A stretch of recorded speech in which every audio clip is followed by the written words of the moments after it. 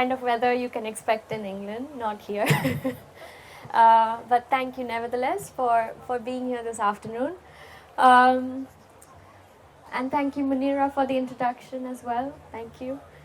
How many of you here are from Berlin?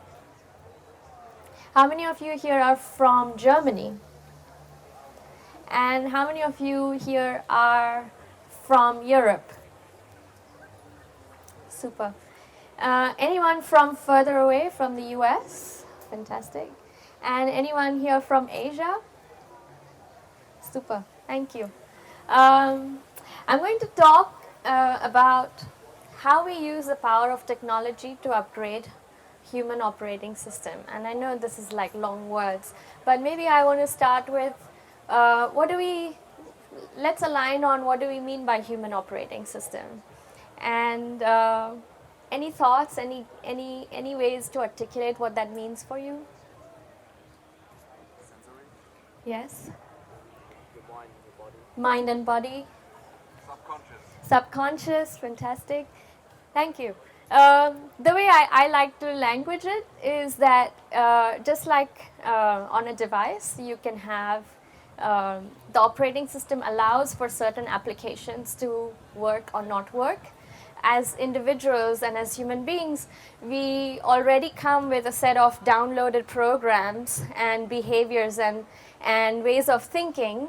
And if we are not conscious of that, sometimes new behaviors and new knowledge and new ways of being are not really compatible with how we are structured. And given that we all design technologies or inform technologies, whether we are actual coders or whether we are investors or founders, but also as just human beings that are using smart devices, the phones pick up what we speak, Alexa picks up, Facebook picks up, and all that we speak and do is informing AI and the future and our future thereby. And so it's very important that for those of you who were there in the previous session, the journey towards upgrading our operating system, I believe, starts from awareness. And I'll go into the details now. But here what you see in the picture is a picture of at least 3 different operating systems. One is my husband, born in the 60s, with parents from the 1920s and 30s. There's me, who was born in the West. There's me, born in Asia, who has seen a very different way of living from the 1980s. And then we have a daughter who is a mix of our cultures, and she's born in 2009. And so here we see 3 different operating systems living together and informing the future that we are making. And then if I move forward to what's really needed to upgrade human operating systems, and also in terms of really shaping technology in a way that it can give effect to the kind of operating system that's needed for planetary well-being, not just personal well-being.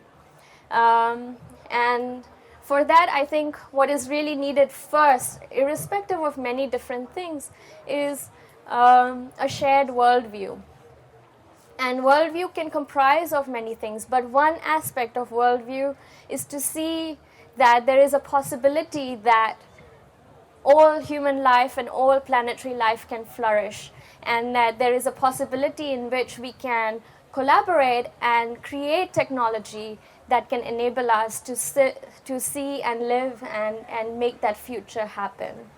And that's what I use as a sense of inspiration every single day in how I work and how we build the technology, but also how I live as a human being and how I parent my child.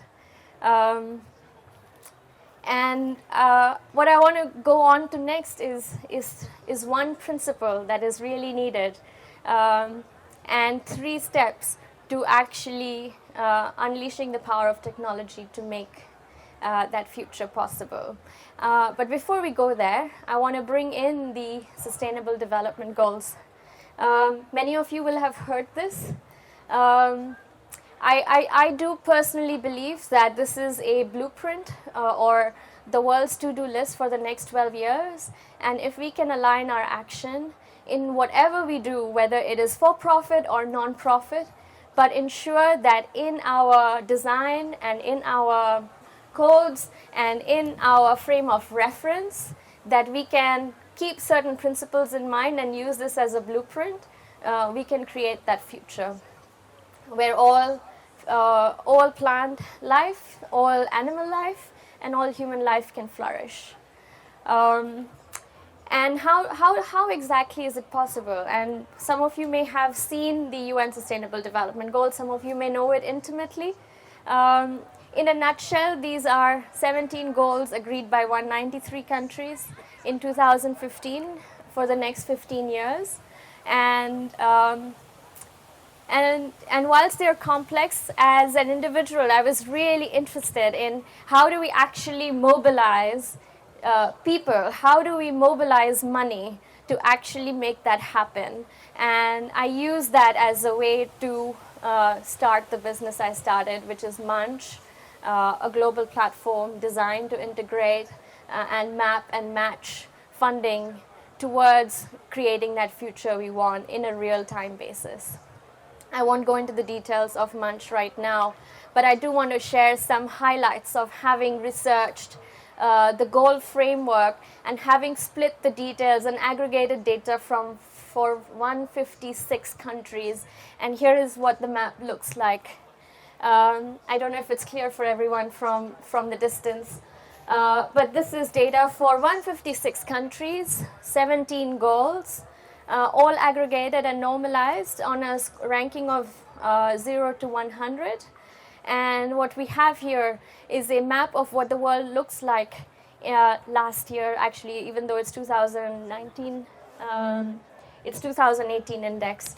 So it's the data from last year that the country submitted on poverty, on equality, on women empowerment, on climate change, etc. And what we start to see from here is that the needs of different countries are very different.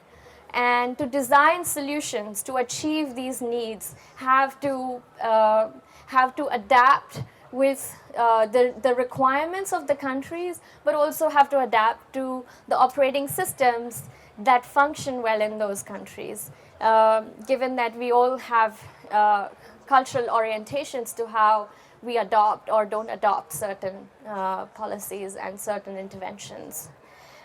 Just to speed this up a little bit more, this is for 156 countries. It's an interactive map. It's available on our website. And you can also see that if you wanted to rebase it to the top 30 countries, then you can see how the countries rank up. When a country is showing with a rank of 1, it doesn't mean the country has achieved the SDGs. With there you'll see the Nordics have a higher score. It simply means that countries that have a higher score have a roadmap or a strategic plan in place to achieve the goals by 2030. And then when we compare them on a closer basis, we can design more specific interventions based on what these countries' needs are.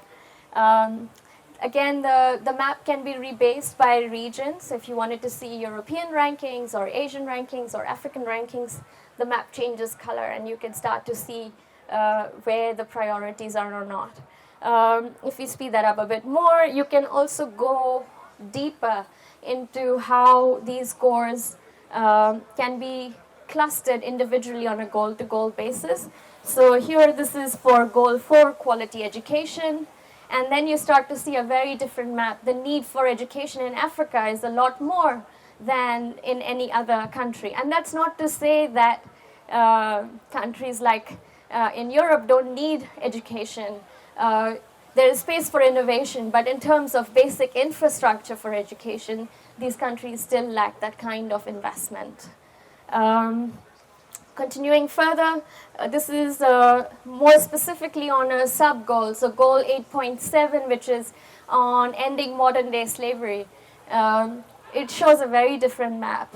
It starts to show that different countries require very specific and different interventions and different investment methodologies to achieve these goals. And what we already have now with the power of data and with the ability to track this in real time is to start matching technologies, start matching people, start matching talent, start matching money to start achieving these. And when we can actually, as a human species, see ourselves in real time as to where we are progressing, I feel we will live in a moment where we will start shifting our behavior towards wanting that global good.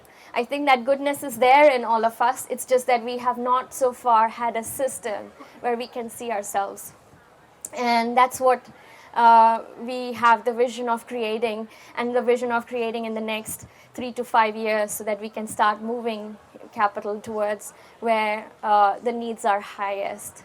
And we cannot do this alone. We really need a lot more support. We need talent, we need money, and we also need time and years from global influencers to actually make use of the data we have to make decisions that are more integrated, that move us to that future. So coming back to designing the operating system, and I started with, there is one principle and 3 steps to getting there, and I want to share with you in a very short story of how I think we can use the same principles in whatever we do. I used it to design this and bring this into motion, but for every one of us, no matter what we do, there is a possibility to adopt this approach. And so I'd like to share with you very quickly that principle. And it's very simple. Are you operating in anything you think and anything and everything that you do? Are you operating from your love mind or your fear mind? In many ways and over centuries, we have been programmed to operate from fear until and unless we consciously choose to operate from love. And what I mean by love is not just the emotion of love. What I mean by love mind is that we have the capacity to choose inclusive behavior. We have the capacity to be open. We have the capacity to choose something that we are hardwired to choose, and then choose to choose differently. And that's what I mean. In my personal life, I can share with you, I just mentioned I have a daughter.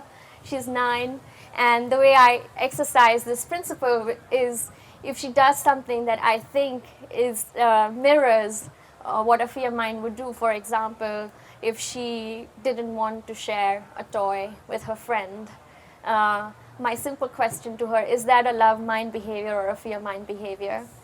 And then she knows. And then she says, oh, it's fear mind. So what would love mind do? And then she goes back and she thinks, and she comes back with a different answer. And we can adopt the same approach with what we do. As a founder of a startup, how many founders here in the tent? Yeah, quite a few of us. There is a journey that every startup goes through where we have to make decisions. And what we have decided, not just as me as founder, but also as a team, is that we make decisions from love, not from fear. We don't cut corners with technology. If it takes 3 months longer, we take 3 months, but we design what is actually going to serve all stakeholders. And I could go on and on. But to carry on, so 1 principle and 3 steps. The 3 steps are actually very simple again, and some of it you've already practiced with Munira and Hangel, which is step 1, awareness, which I also shared just now. By creating awareness, by becoming aware that we are choosing something out of fear, that's our moment, that's the gap, and that's where we can make the shift. And then by committing that every action that we do comes from a space of love, and constantly reiterating and putting, even when times are difficult, making decisions to be in committed action, of being in love mind response. And then the final is doing what you said you would do by when you said you would do it. It's that simple. And there we go. We've created the future we want. But actually, if life was so simple, step 1, 2, 3, it wouldn't quite work, or it would be working already for every one of us. The most important one is the step 2.5, which is overcoming the challenges that come in the way between commitment and action. And that's where our hardwired ways take control and continue to perpetuate into the future actions and behaviors and systems that don't really serve everyone. And I leave us on that note, which is we do have the power to make this happen. I stand in the commitment of that. And I think from the statistics, it's very clear that we all need to step up. No matter what we do, how big or small, or how related or unrelated, everything meets up. And so if we can all hand on heart say that we've made decisions from a space of love, from a space of wanting and wishing that future can be different, not just for us, but for everyone else in a positive way, we can make it happen. On a more personal note, and why I believe that is possible is because I come from Mumbai, I come from India. I didn't grow up in a rich family. I, in fact, grew in a very poor family where we didn't have food sometimes in the kitchen. And I would need to go around in our house, pick up newspaper and glass bottles and plastic bottles and take it to the local recycle shop who would give us money in exchange for this. And with that money, even though I would like to have a slice of cake, I knew I had to buy rice because that rice fed the entire family.